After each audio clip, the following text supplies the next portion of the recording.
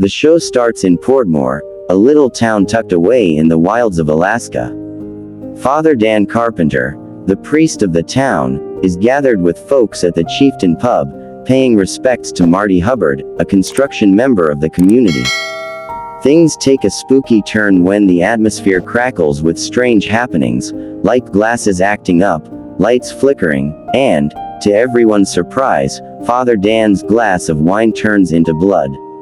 Then things get even weirder when he feels something creepy crawling on his hand.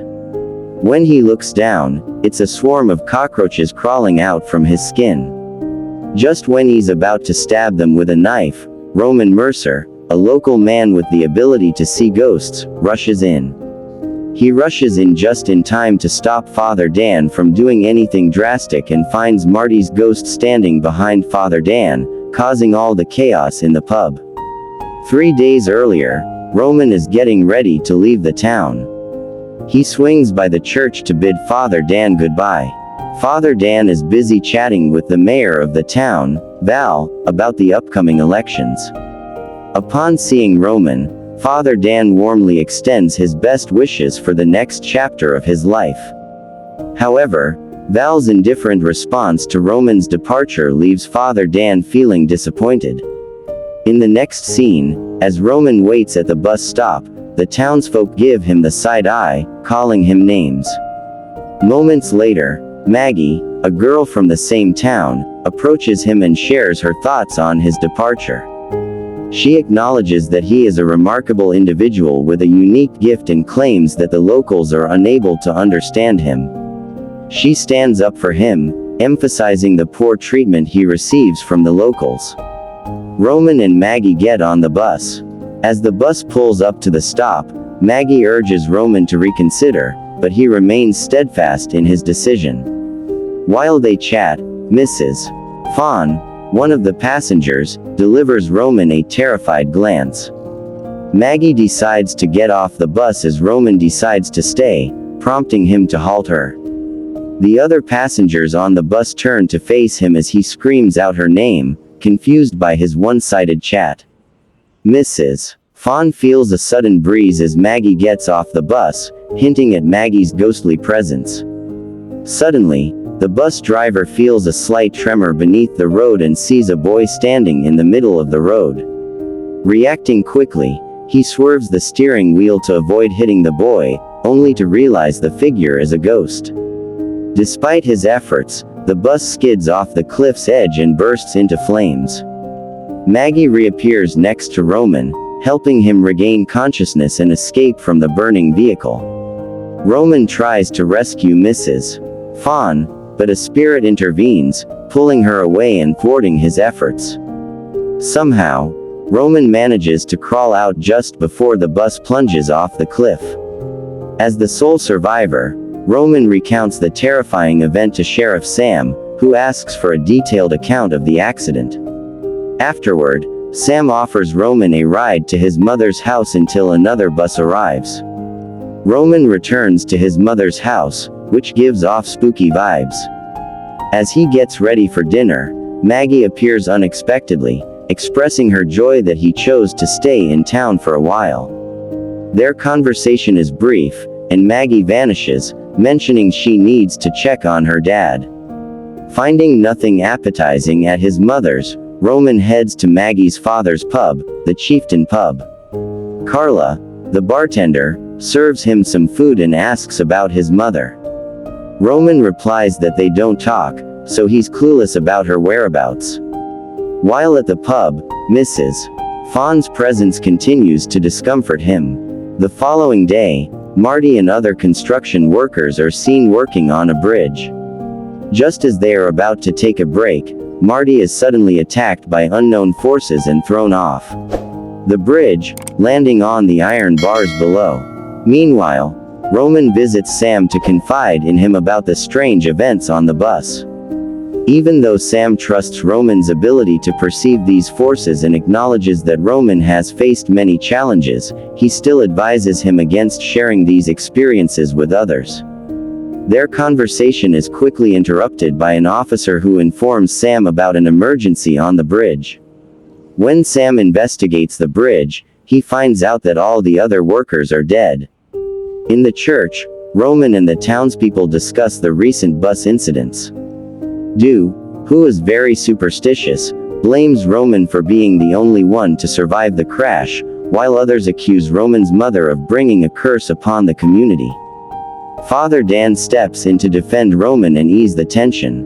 Roman silently leaves the church, only to be haunted once again by the ghosts of the bus passengers. Outside at night, Roman talks to Maggie about the town's problems and how he has always felt responsible for them. Maggie comforts him, saying that the people in town are unable to see his special abilities. When he brings up the earthquake as the cause of the bus accident, Maggie denies it, hinting at another reason for the tremors but not disclosing it. During their conversation, Maggie comments that Roman is fortunate to have such abilities. Roman responds by mentioning his late best friend, who recently died in a car accident, implying that his supposed gift has never brought him any advantage. Roman then questions Maggie about what the ghosts are after.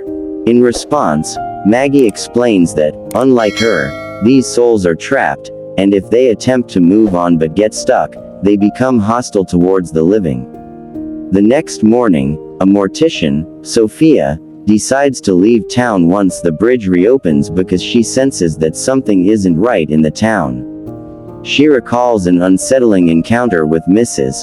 Fawn, who seemed to come to life, prompting her to consider leaving the town with her son, Marcus. Meanwhile, Doe and his group capture Roman in an attempt to make him leave the town. Sheriff Sam intervenes just in time to arrest Doe and convinces his friends to either go home or face jail time. Later, Roman asks Sam for a ride.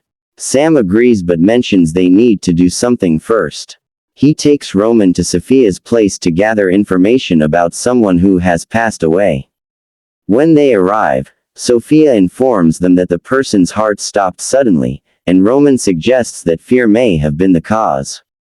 Roman explains to Sam and Sophia the theory of ghosts getting stuck, as previously explained by Maggie.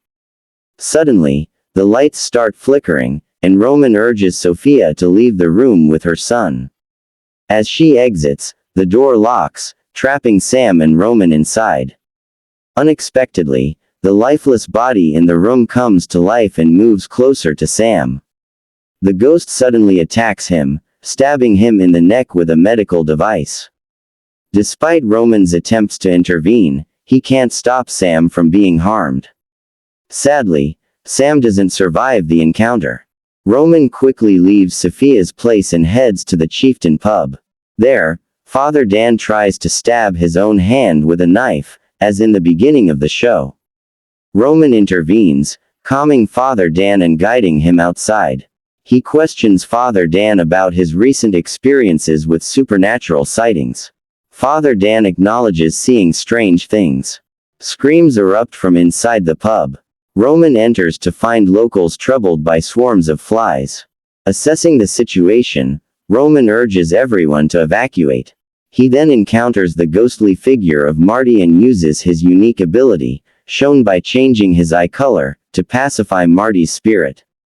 Back at the church, Father Dan, Roman, Val, and two officers, Larry and Norm, gather to discuss their next steps. While everyone else agrees with Roman's theory about the ghosts, Val remains skeptical. They agree to evacuate the town, but Val opposes the idea. Despite this, the four of them decide to leave and inform the neighboring towns. As they drive out of town over the bridge to the neighboring town, Roman realizes that the ghosts have made the bridge appear normal as an illusion. He tries to alert Larry, but it's too late. He ends up tumbling out of the car alone. Larry and his vehicle disappear on the bridge. As they continue forward, Roman manages to stop another police car and warns them of the danger. They witness Larry's incident and ask Roman for an explanation. Roman explains that the ghosts have deceived them. Father Dan expresses gratitude for Roman's abilities, and they decide to stay and confront the ghosts since they are now trapped. In the next scene, Roman and Norm are observing the state of the bridge from the other end, where it is evident that the bridge has been damaged. Meanwhile, Billy, Val's brother, and his mate Chewie are sailing towards Portmore in Billy's boat, the Copperhead Rose.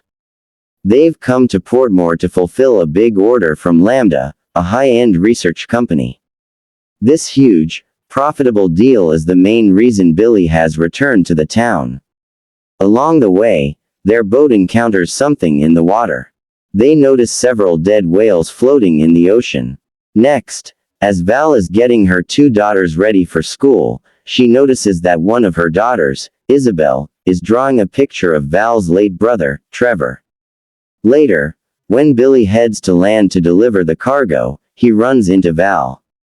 She accuses him of telling her daughters about Trevor, but Billy denies it. As he drives away from the conversation, he glimpses Trevor in his rearview mirror. Despite this, he continues to Lambda, only to find out that they won't be paying him for the cargo. Frustrated, he decides to take his cargo elsewhere. As Billy plans to leave Portmore, Chewie informs him that the boat has failed. Billy goes to the pub and asks Rodney, a local, to help get his boat. Meanwhile, feeling tense and needing distraction, Landy seeks comfort in the company of her colleagues. She shares her frustrations about the situation with them, trying to find solace in their support. However, her troubles are far from over. As she discusses her concerns, she begins to notice eerie phenomena around the office, unexplained noises and fleeting shadows. Determined to get to the bottom of the mystery, Landy decides to investigate further. She sets up cameras and monitoring equipment to capture any unusual activity. As she reviews the footage, she encounters disturbing evidence of supernatural occurrences linked to the Collider experiment. Landy grows increasingly anxious as she realizes the full extent of the damage caused by their experiment. Despite her fears, Landy continues to press on, hoping to find answers and prevent further calamity. She collaborates with Pao, who remains skeptical but supportive, to analyze the data and formulate a plan to address the ghostly disturbances. Their investigation leads them to a series of startling discoveries about the true nature of the apparitions and the impact of the Collider on the town. The supernatural events escalate, with apparitions becoming more aggressive and disruptive. The town is thrown into chaos as people report seeing ghostly figures and experiencing unexplained phenomena. Landy and Pao work tirelessly to communicate with the spirits, hoping to understand their intentions and find a way to appease them. During their research, Landy and Pao consult with a renowned paranormal expert, Dr. Elena Voss, who offers insights into the nature of the disturbances. Dr. Voss reveals that the Collider's experiments have disturbed the balance between the physical world and the spirit realm, causing the rift to widen. She suggests that a ritualistic approach might be necessary to close the rift and restore equilibrium. With Dr. Voss's guidance, Landy and Pao organize a plan to perform a ritual at the site of the Collider. They gather the necessary artifacts and prepare for the ceremony, which involves intricate steps to ensure the rift is closed properly. The night of the ritual is fraught with tension as the spirits become increasingly agitated, sensing the impending confrontation. As the ritual unfolds, Landy and Pao face numerous challenges.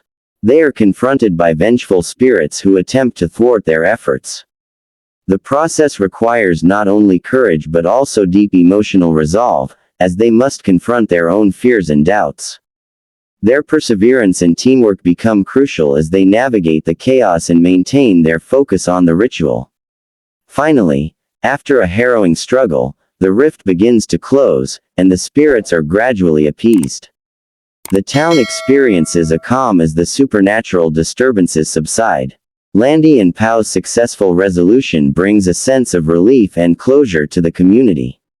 In the aftermath, the town begins to heal from the turmoil caused by the Collider experiment. Landy reflects on the events and the lessons learned from the experience. She and Pao resume their work with a renewed sense of purpose and responsibility, committed to ensuring that future experiments are conducted with greater caution and respect for the unknown. Landy's journey concludes with a newfound appreciation for the delicate balance between science and the supernatural, and a deepened bond with Pao and the community. The resolution of the conflict serves as a reminder of the importance of ethical considerations in scientific pursuits and the enduring power of collaboration and resilience. If you want more daily movie recap, there are 3 things you need to do. 1. Like this video. 2. Share this video with others.